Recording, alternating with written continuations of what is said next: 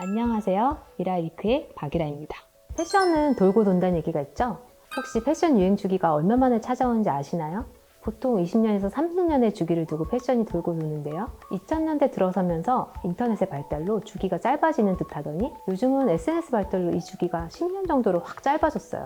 대신 유행이 와도 똑같이 오진 않고 새롭게 해석돼서 변형된 모습으로 오는 것 같아요. 지금의 뉴진스 Y2K 스타일이 90년대부터 2000년대 초반 감성이죠. SS, 핑크, H.O.T, 잭스키스 등 1세대 아이돌 그룹이 활동했던 시절의 패션 트렌드인데요. 또 느낌이 완전 똑같진 않고요. 크롭티, 폭넓은 골반 바지, 렉 워머 같이 같은 아이템이지만 다른 느낌인 것 같아요. 오늘의 주제는요, 복고 패션, Y2K, 레트로 모두 아니고요. 그 시절 우리가 사랑했던 브랜드입니다. 말론 거창하게 지난 시간에 한국의 패션 산업의 변화라고 예고했는데요. 오늘 내용이 그렇게 심오하진 않고 지금 돌아온 트렌드인 90년대 후반부터 2000년대 초반에 사랑받았던 브랜드들이 왜 사랑받았는지와 그리고 지금의 캐주얼 시장은 어떤지 이야기해보려고 해요. 우리나라는 90년대에 들어서면서 아주 급격한 변화가 있었죠. 90년대 초반에 한국이 빠르게 경제 성장을 했지만 97년에는 IMF 외환 위기를 겪으면서 사회적으로 매우 힘든 시기가 되었어요. 그런데 이 시기에 아이러니하게도 한국 드라마나 영화는 질적으로 크게 성장을 하면서 국내에서 인기도 많아지고 K-팝의 역사가 시작되었던 시기이기도 해요. 인터넷이 보급되고 모바일 통신 시대도 열리면서 패션과 소비 문화도 같이 바뀌어갔는데요. 90년대에는 글로벌 브랜드인 H&M, 자라와 같은 패스트 패션 브랜드들이 등장하기도 했고 나이키, 아디다스 같은 스포츠 브랜드들이 한국 사회에 들어와서 많은 영향을 끼치기 시작했어요. IMF가 오긴 했지만 7, 80년대에 비해서 경제 성장이 크게 일어났기 때문에 중상층의 소비 여력이 증가하면서 우리나라의 백화점, 대형마트, 쇼핑몰 등이 활성화되었고 소비자들이 다양한 상품을 쉽게 접할 수 있는 환경이 되었어요. 사회적 분위기도 개인주의와 다양한 라이프 스타일을 존중하는 문화로 바뀌어가면서 여성의 사회 진출도 늘어가는 분위기이기도 했고요. 90년대 후반에 저는 대학교 새내기였는데요. 그 당시에 제 착장이 크롭티에 통바지였어요. 바이올렛 헤어 블리치를 했던 것 같아요. 그 당시 좀 튀는 패션? 그 학과에서 저랑 한 두세 명이 그렇게 통바지 입었고 대부분의 학생들은 스키니 바지에 체크 셔츠? 트렌드가 오긴 했는데 그렇다고 해서 모두가 그렇게 입진 않았어요. 그래서 패션 스타일은 Y2K라고 부르지만 그 시절 사랑받았던 국민 브랜드들을 돌아보면 흔히들 이지 캐주얼이라고 불리는 것들이 많았어요. 예를 들어 엔듀, 지오다노, 포렘, 마루, 1491 마일즈, 그리고 NII예요. 이렇게 중저가 이지 캐주얼 브랜드에 이지 캐주얼한 감성은 가져가지만 고가 라인 전략을 가진 빈폴도 있었어요. 그중 NII는 세정그룹에서 런칭했던 브랜드인데요. 거의 국민 브랜드급이었죠. 1999년에 외환위기 당시였는데도 불구하고 런칭 3년 만에 1000억을 돌파할 정도로 큰 인기였어요. 처음에 이 브랜드 런칭했을 때는 TD 컨셉, 트래디셔널 컨셉이었어요. 떠오르시는 브랜드 이미지는 지금의 빈폴일 거예요. TD 브랜드들은 다루는 아이템들이 딱 정해져 있는데 피켓 티셔츠, 옥스퍼드 셔츠, 치노 팬츠, 체크 셔츠, 트렌치 코트, 울 코트 이런 아이템을 주로 다뤘었죠. 교복 위에 다들 떡볶이 코트 입고 다니셨잖아요. 그게 TD에서 나오는 옷이거든요. 그 당시 이지 캐주얼들은 조금 트렌드 쏠림 현상이 강했었어요. 오히려 지금보다 그 당시에 소비자들이 트렌드에 따라서 옷 입는 취향들이 좀 획일적으로 움직였던 것 같아요. 그러다 보니 어쩔 수 없이 캐주얼 브랜드들도 소비자 취향에 맞춰서 컨셉을 변화해야 살아남을 수 있는 시기였죠. 대표적으로 NI와 함께 했던 모델들을 나열해보자면 차태현, 정우성, JYJ, 빅뱅, 위너, 송강, 신예은 등이 있었어요. 저희 그 당시 마케팅 실장님이 떠오르는 신예에 대해서 되게 촉이 좋으셔가지고 이렇게 좋은 모델들을 많이 제안해 주셨는데 그 중에 방탄소년단이 있었어요. 그 당시에 방탄소년단의 존재감이 그렇게 높진 않았던 시기였는데 저희 마케팅 실장님이 잘 알아보셨던 거죠. 그래서 저한테 제안을 했는데 이름도 생소하고 잘 모르겠더라고요. 그래서 다른 모델은 없어요? 라고 해서 다른 모델을 선택했는데 그리고 나서 3, 4년 후에 방탄소년단이 굉장해지더라고요. 그래서 굉장히 후회를 했죠. 뼈아픈 마케팅 에피소드.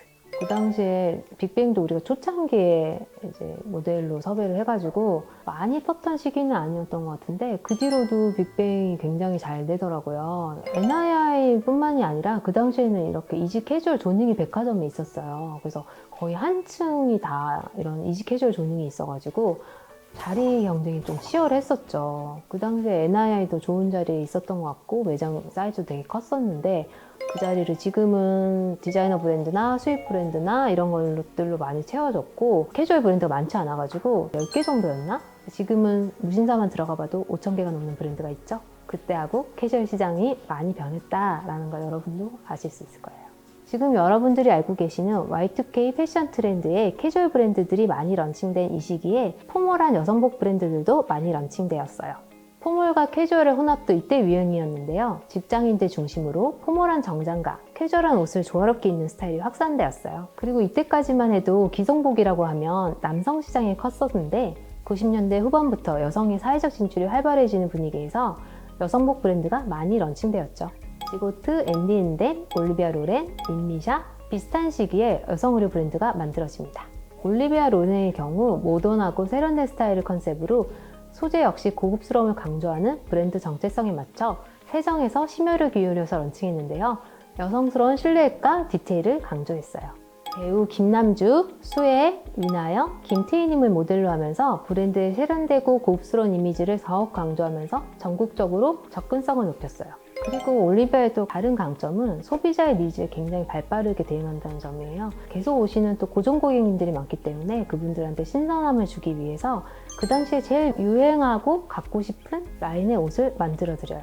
그래서 한때는 온마이웨어가 유행한다. 그럼 온마이웨어의 코 라인을 만들어서 제공해 드리고 산에 많이 가는 게 또 트렌드다. 그러면은 아웃도어 룩이 가미된 캐주얼 라인을 보여드리고 이런 식으로 소비자들의 니즈에 굉장히 발빠르게 대응해서 만들어드리는 게 올리비아 로렌의 장점이기도 합니다. 제가 올리비아 로렌의 디렉터로 일하기 시작하면서 브랜드를 좀 젊게 하고 싶어서 영한 디자인을 많이 투입했었죠. 기존에 하지 않았던 아이템들. 첫 스타트는 우리가 입고 싶은 옷을 우리가 만들어야 되지 않겠냐라는 시각에서 출발을 해서 정말 저희가 입고 싶은 옷을 만들었어요. 좀 과감하게 많은 아이템을 시도했는데 그 부분을 기존 고객님들이 좋아해 주셨던 것 같아요. 용기를 내서 시작한 작업이었는데 고객님들이 잘 알아봐 주셔서 너무 감사했었죠.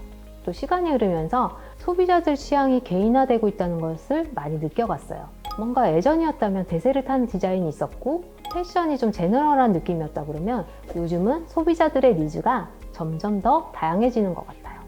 매장에서 보면 옷을 예전처럼 디피된 셋업으로 다 구입하시는 것보다 내가 좋아하는 취향에 맞춰서 고객님들이 스타일링을 직접 잘 하시는 것 같고요. 그래서 분명 과거 90년대 유행 아이템이 돌아오긴 했지만 그 느낌이 매우 달라 보이고 점점 고객의 취향이 파편화되어서 패션도 이제 하나의 취향이 되었고 그게 곧 라이프 스타일인 것 같아요. 그래서 플랫폼 같은 경우에도 예전에는 11번가, G마켓, 옥션과 같이 가격 비교가 되는 오픈마켓이 대세였다면 이제는 무신사, W컨셉, 29cm 같이 편집몰을 이용하는 경우가 더 많잖아요. 그런 관점에서 살펴보면 세정그룹이 패션그룹이지만 의류에 한정해서 브랜드를 한정 지으면 안 되겠다라는 생각이 들더라고요. 사람들이 패션뿐만 아니라 무인양품, 자라홈, H&M, 더 콜란샵 등에서 개인이 취향이 담긴 아이템들을 소비하는 트렌드를 보고 저희도 저희 감성에 맞는 리빙 제품을 갖고 있는 브랜드를 런칭하고 싶다는 생각을 했어요. 그래서 시작한 브랜드가 코코로박스입니다. 점점 소비자들도 그렇고 저도 그렇고 라이프 스타일 전반에 대한 관심이 높아지던 시기에 리빙 제품이 굉장히 중요해질 것 같다는 생각을 하게 됐던 것 같아요. 집에 대한 관심도 많아지고 집에 머무르는 시간도 많아지고 이러면서 집 꾸미기에 대한 열풍이 좀 일어나기 시작한 시기에 코코로박스를 만나게 됐죠. 개인적인 취향에도 굉장히 잘 맞았고 세련되고 코지하고 가격대가 합리적이어서 저는 좋았던 것 같아요. 그리고 코코로박스 대표님의 감성이 굉장히 좋았어요. 같이 일본 출장도 가고 그랬는데 좋아하는 브랜드가 같아서 너무 놀라웠고 대표님이랑 같이 일을 좀 이어간다면 코코로박스를 더 예쁘게 저희 시스템을 녹여서 발전시킬 수 있겠다라고 생각했던 것 같아요. 지금도 대표님하고 연락을 하면서 잘 지냅니다.